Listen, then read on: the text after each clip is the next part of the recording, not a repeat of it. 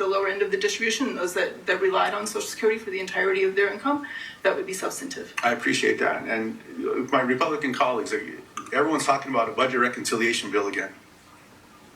If you care about Social Security, fix it. Republicans say they have the votes to pass budget reconciliation out of the House and the Senate. We're going to see if they care.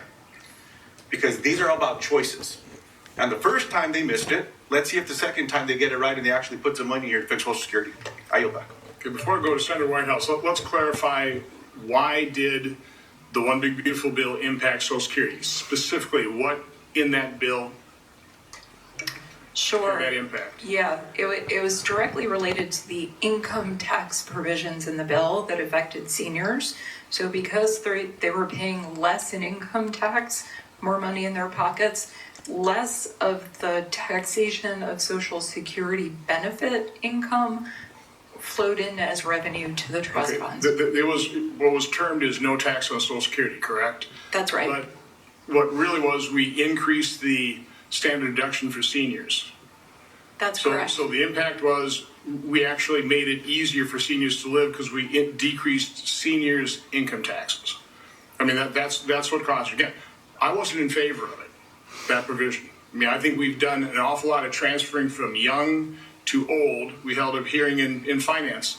$6 is, this according to Miami McGinnis, for every dollar spent on youth, we spend $6 on seniors. There's been an enormous shift in terms of people in poverty over the last many decades. Seniors in poverty versus children has been reversed.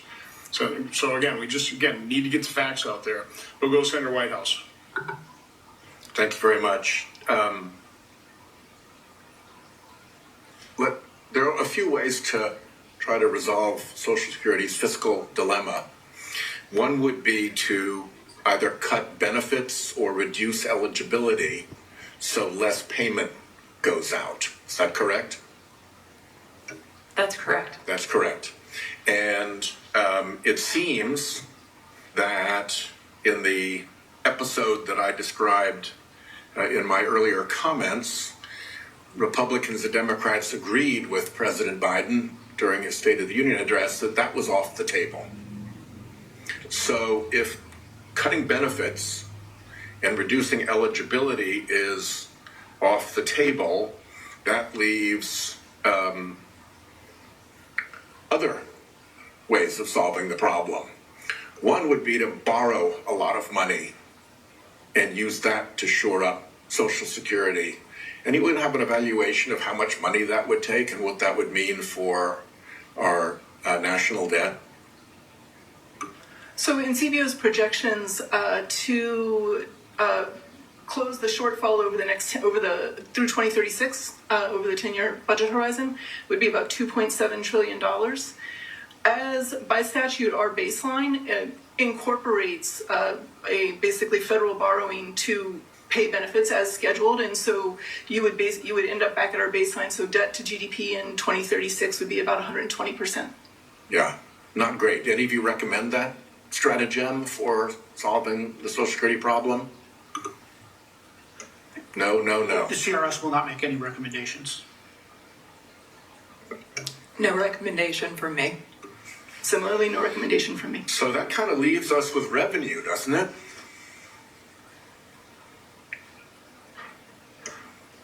If I accept the premise and you're taking benefit reductions, that would leave. That's kind of it, right? This is math at this point. And so we need to start looking at revenue. Do any of you believe that the tax code is so fair and so honest that there is no room for Congress to generate revenue without being unfair? I don't think I could comment one way or the other on the tax code, whether or not it's fair. I think that's up for Congress. And Ms. Glenn, Ms. Dowell? I agree with that sentiment. Yeah, same You answer. don't want to talk about it? Okay. Well, I think that the tax code is corrupt. I think that the tax code is rotten. I think the tax code has been torqued by big corporations and billionaires for years to give them favored tax status over regular working Americans who don't have the same lobbyist and influence access to Congress that they do.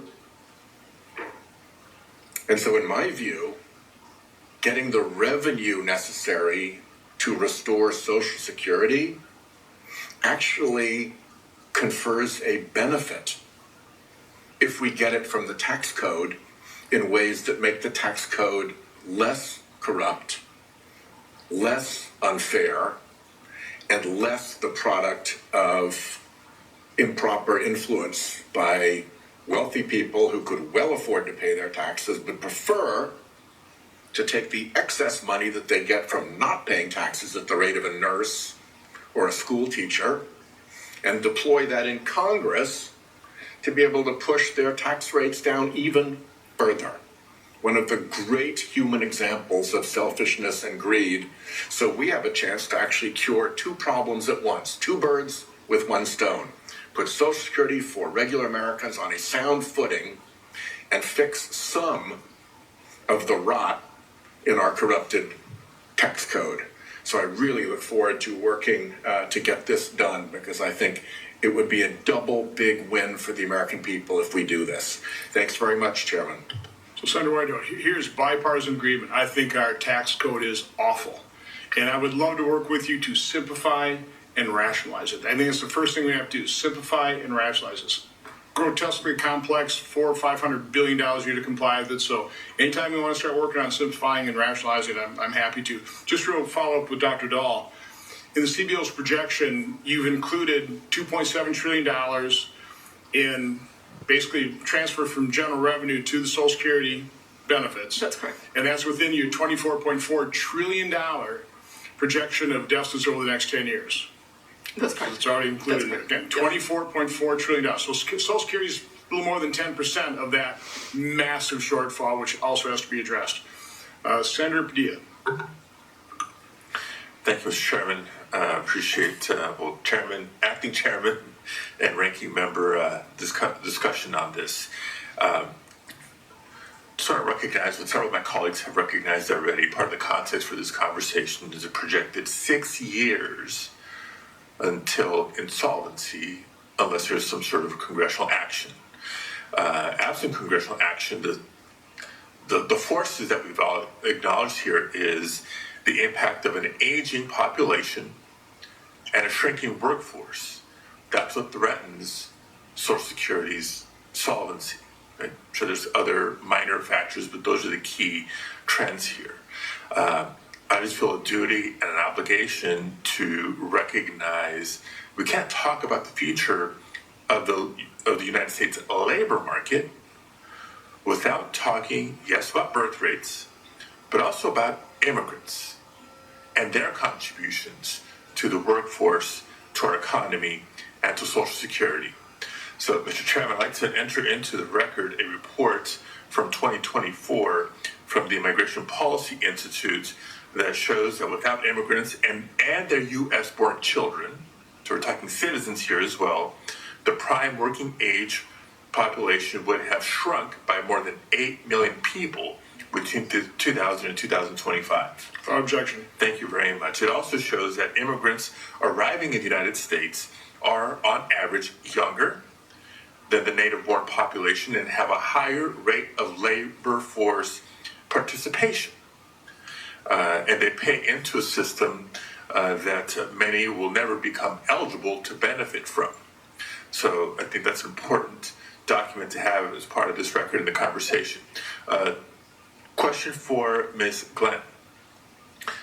Social Security actuaries and their estimate of the impact of immigration over 25, 50, and even 75 years have found that more immigration always correlates with a decrease in the trust fund deficit and vice versa. Would you care to comment any further on that? That's absolutely correct. All the factors you mentioned, immigrants who are paying into the system, many of them will never receive benefits, and they also have U.S.-born children. Yeah. Ms. Dahl, the CBO's 2024 surge report made similar findings. Would you care to add any comment?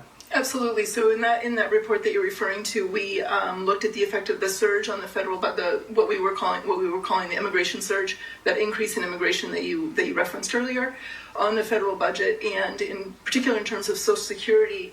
Immigrants come in, they're more likely to be of working age, many work, pay payroll taxes. That is a benefit to the program, and then for a variety of reasons, many will not ultimately claim, and certainly won't be eligible to claim. They won't have their 40 quarters of coverage, for instance, inside the 10-year window. So is there an impact to the solvency of the Social Security program being felt by this administration's mass deportation agenda? I mean, imagine if, I won't even say all immigrants are detained and or deported, but let's say half, because we have cases and reports of it's not just undocumented immigrants that are being deported and or detained. There's legal immigrants with work permits that are being deported or at a minimum detained with these arbitrary goals, not just for daily detentions and arrests, but the building out of significant detention center capacity across the country.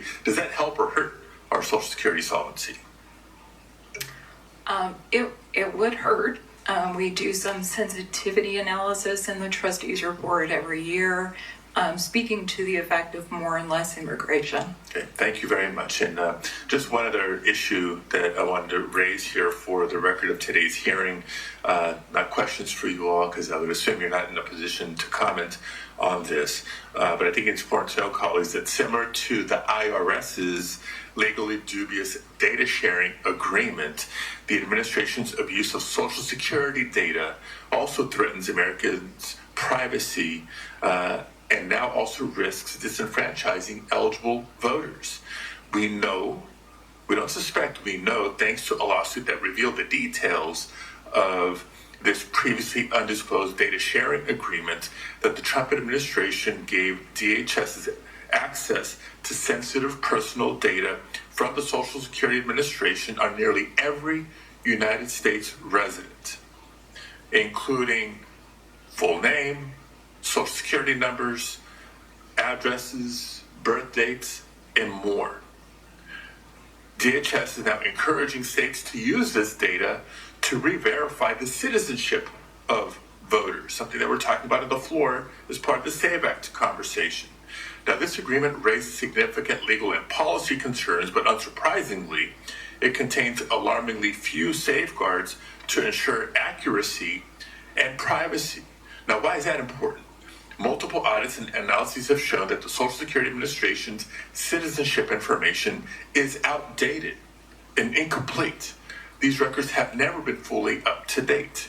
DHS itself acknowledged last year that using Social Security data to validate voters' citizenship status, quote, may produce inaccurate results. So it's obvious that relying on Social Security citizenship data for purposes of election administration will invariably result in errors, potentially disenfranchising eligible United States citizens. Thank you, Mr. Chairman. Senator Murray. Well, thank you, Mr. Chairman. We absolutely do need to talk about how we protect Social Security, but in addition to the long-term solvency that people are focusing on here, I don't think we can ignore the immediate threat to Social Security, and that really is President Trump, because seniors right now today are having a very hard time getting their benefits. Why? Because Social Security has pushed out, without any kind of plan, 7,700 workers since Trump took office. We now have just one field office representative per 4,000 Social Security beneficiaries, and there are at least 400 field offices that lost more than 25% of their staff. And that's just the beginning. The Trump administration wants to cut field office visits in half. That would mean over 15 million people who were able to go to a desk and speak to a person last year would be out of luck this year. This is really a slow-moving train wreck. Last summer, the Social Security Administration moved 1,000 field office employees to the phone lines. At the end of the year, it moved 500 more. In January, it moved nearly 800 more employees from the processing centers and the field office support and workload support to phone duty, often with very little training. That's trying to fix